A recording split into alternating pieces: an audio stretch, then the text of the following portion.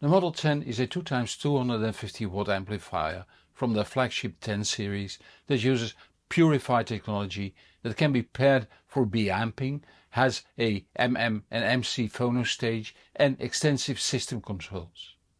But how does it sound?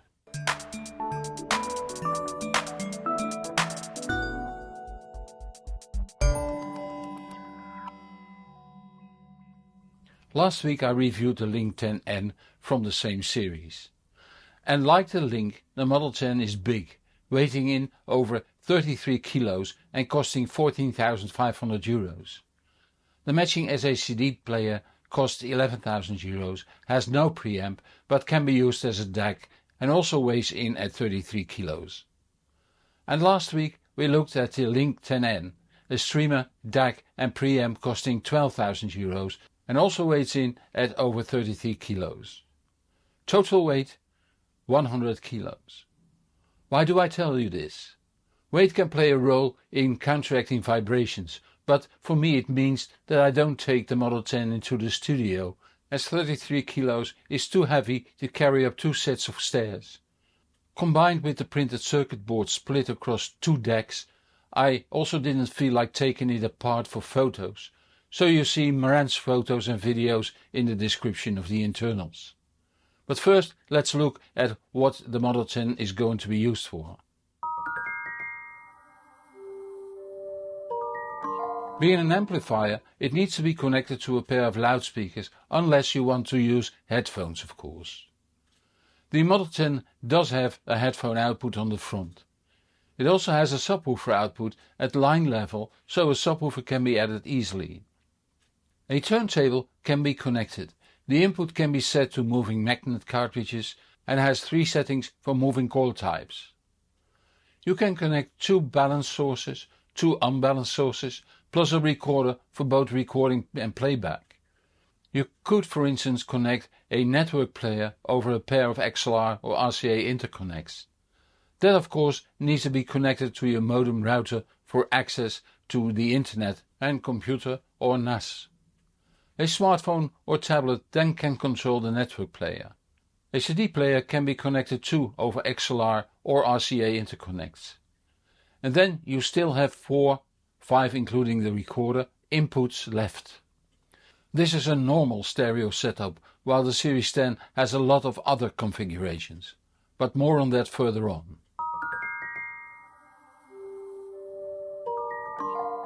All 3 Series 10 devices are available in champagne and black. The panel holding the controls seems to float in front of the real front. This effect is enhanced by rows of LEDs behind the panel. The dimensions are 440 by 472 by 192 mm and it weighs 33.7 kilograms. On the panel left we see the power button with above it the input selector. There are 2 infrared sensors and in the middle the signature porthole that can project the volume settings, 2 VU meters or the input selected.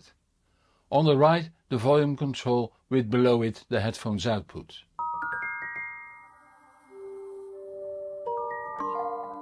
On the back we find a phono input with signal ground terminal.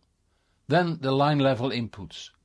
Balanced number 1, unbalanced number 1, balanced number 2, unbalanced number 2 and unbalanced recorder input. The unbalanced recorder output can be found next to it. Then the power amplifier inputs, balanced and unbalanced. The same goes for the preamp outputs, balanced and unbalanced. All balanced inputs are on female XLR3 and the outputs are on male XLR3. All unbalanced outputs are on RCA. Then the Group A loudspeaker terminals that accept bare wire, spades and banana plugs. The Group B loudspeaker terminals can be found above Group A. They output the same signal. They can't be switched between Group A and Group B, meaning they must be intended for B wiring. To the left we find the floating control bus system to have one Model 10 control up to 3 other Model 10s. The switch next to it enables B-amping. About these advanced functions later on more. The flasher input is handy when the amp's infrared sensors are not in direct sight, for instance when in a cupboard. An infrared sensor, the flasher, placed outside the cupboard can then receive the signal from the remote control. The remote signal can be shared to other devices over these two RCAs. The switch next to it sets this device to internal or external remote signal. Last but not least, the IC mains input. As where the Link 10N had triple level chassis, the Model 2 only has 2 levels. The front part of the upper level holds the toroidal transformer and a part of the power supply. The rear holds the preamp section in the middle. Clearly visible are the HD-AM discrete op-amps in the middle of the board. On the right the phono preamp fully encapsulated in its own copper-plated aluminium housing. The preamp is a fully balanced dual mono configuration.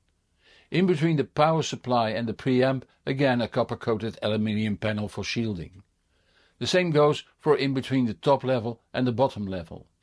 There we find the balanced dual mono power amplifiers with dual switch mode power supplies.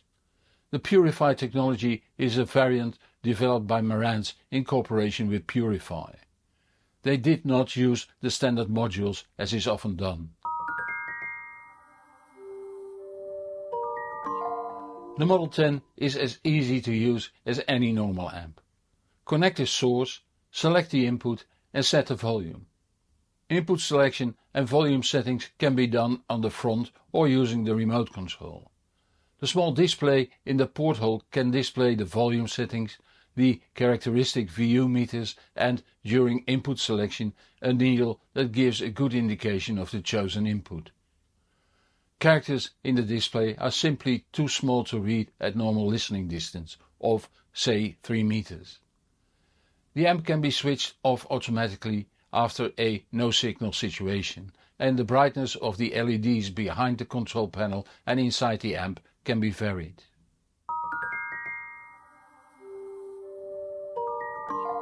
Using 2 Model 10s you can B-amp your speakers. In that case, first make sure both amplifiers are switched off. Then the right channel of amp 1 is connected to the low frequency terminals on the left speaker, while the left channel of amp 1 is connected to the high frequency terminals on the left speaker. Then the right channel of amp 2 is connected to the low frequency terminals on the right speaker, while the left channel of amp 2 is connected to the high frequency terminals on the right speaker. Next, on both amplifiers, set the amp mode switch to bi-amp. Then connect the floating control bus system output to the floating control bus system input on the other amp and vice versa. We now need to connect the left output of the source to the left input that you will use, say balance 2 on amp 1, and connect the right output of the source to the right input of your choice on amp 1, so balance 2 on amp 2.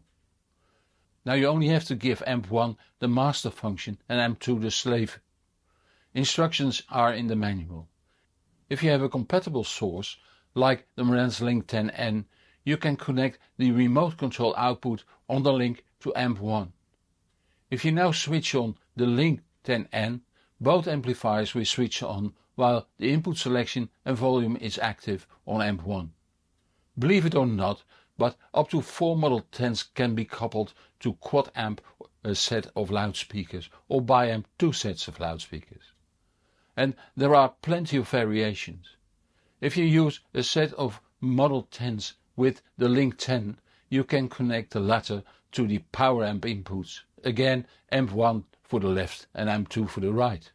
You then have it connected over HDMI ARC and use the TV remote to switch on the complete setup and switch to HDMI input on the link and control the volume.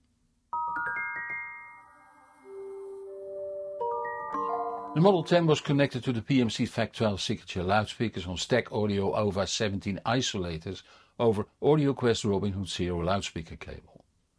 The source was the Grim Audio Mewtwo connected to the Model 10 over Grim Audio SQM XLR interlinks.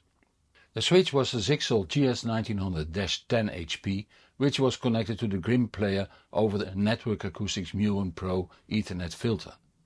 Also connected to the Zixel switch was the Zixel audio modem/router, which provides internet access via a Nokia media converter to a 1 gigabit fiber internet connection. The small green computer Sonic Transporter i7 CDR running Roon server, Minim server and Orivana core server was also connected to the Zixel switch via a patch cable. The iPad Pro 2 was used to run HEOS and Roon. Marantz has a clear signature sound, and that has many followers. It's luscious, royal and involving. It's less detailed than I like it, but then again there are those that find my setup sound analytic and distant. But especially at higher volumes, the Model 10 shows its control and power. There's no sign of artifacts all that Class D amps had. Of course the Model 10 had no problem controlling the PMC speakers with a 5 dB lower efficiency compared to the average speaker. I also wanted to review the Model 10 and Link 10 combination, so I used the fully identical setup but only replaced the Grim Mu 2 with the Link 10N, using the same cabling.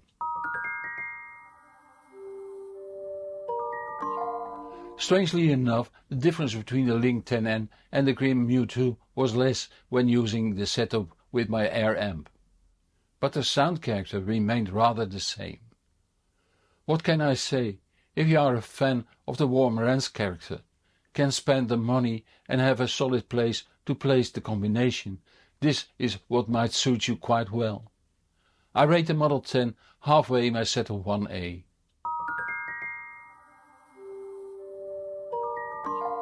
The Model 10 can be judged on sound quality only, but then you ignore the system thinking behind the Series 10 equipment and the impressive build quality.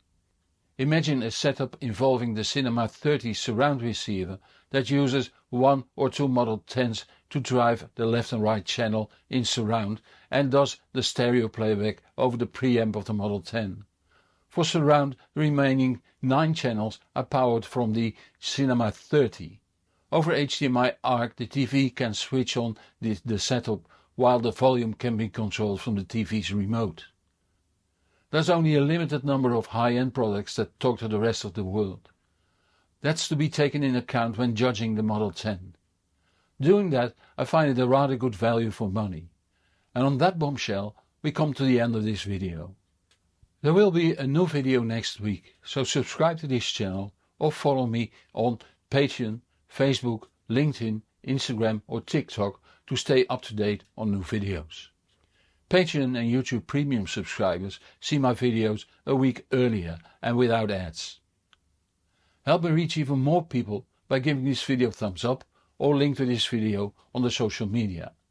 It would be greatly appreciated. A big thank you to the viewers who support this channel financially. It keeps me independent and allows me to improve the channel further. If that makes you want to support my work, the links are in the description below this video on YouTube. I'm Hans Beekhuizen, thank you for watching and see you next week. And whatever you do, enjoy the music.